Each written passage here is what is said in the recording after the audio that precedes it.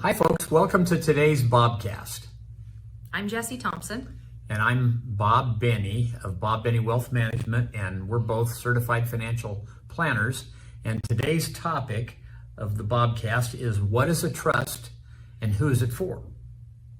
So, the reason that we're doing this subject on this Bobcast is a lot of people think when they first hear the word trust, they think of like a trust fund baby, or they think of a trust being something that ultra rich people have and that's only appropriate for ultra rich people. Well, there's types of trusts that are appropriate for people in those situations that are complicated trusts and expensive trusts to draft.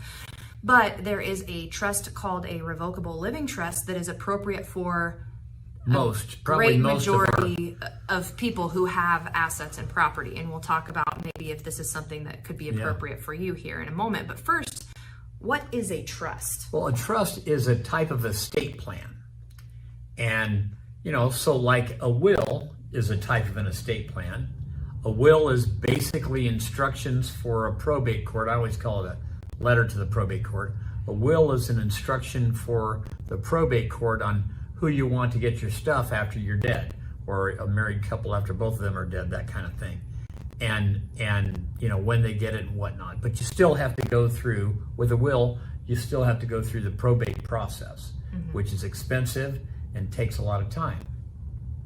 If you don't have a will or a trust or anything, the state of Nebraska has an estate plan for you, and it's called intestate succession, and your assets go to in certain kind of order of inheritance that the state has set up that's probably not exactly the way you want it to go. Through the probate process as well. Through the probate process as well. But a trust is a type of an estate plan designed to not only designate who gets what and when they get it, but also, if it's done properly, to bypass the probate process. And that's the key difference between a trust, a properly done trust, and a will, is to avoid probate, and that's important to many people. Yeah, it's important for time and it's important for cost.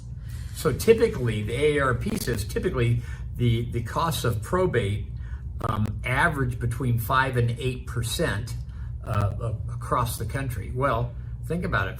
Let's say you got a $500,000 estate is all, and 5% of that's $25,000, and that's just like lighting $25,000 on fire as far as I'm concerned, because you can economically, with a trust and a properly done trust, and I'll talk about that in a second, totally avoid that expense of having to go through probate.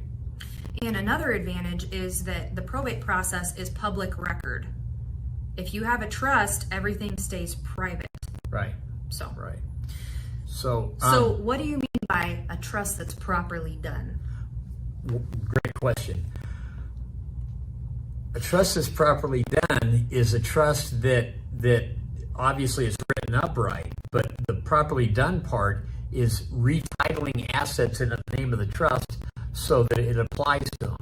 So, you have a farm, and right now maybe the farm is in my name. Let's say I have a farm title in the name of Bob Benny. Well, if Bob Benny dies, now we still have a farm title in the name of Bob Benny. Nobody can touch it.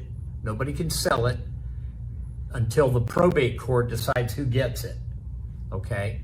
Well, if it's titled in the name of the Bob Benny Trust, and there's a successor trustee, like my daughter Jessie Thompson, she, after I'm gone, is in charge of the farm, and she can do whatever the trust says to do and distribute it to herself and her siblings without having to go through the probate process. That's kind of the simplest way of describing it.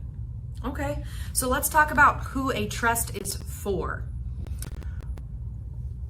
A trust is for people that have assets that don't have beneficiaries on them, like, retirement accounts. Retirement accounts and life insurance policies, you have to have a beneficiary on those things, and so you don't need to have the trust as a beneficiary on those things. Yeah. But things like real estate, farms, houses, automobiles, personal property, airplanes, boats, those kind of things that don't have beneficiaries on them, if they're titled in the name of the trust, after the person whose trust it is passes away, the original trustee passes away, the successor trustee who's named in the trust gets to go in, take control of the asset, and distribute it according to the wishes of the trust. It's kind of that simple. But there's more to it than all of what we said out on this little short Bobcast. But this is something that we help people with. And we of course want to set up all our clients who it's appropriate for with something like this.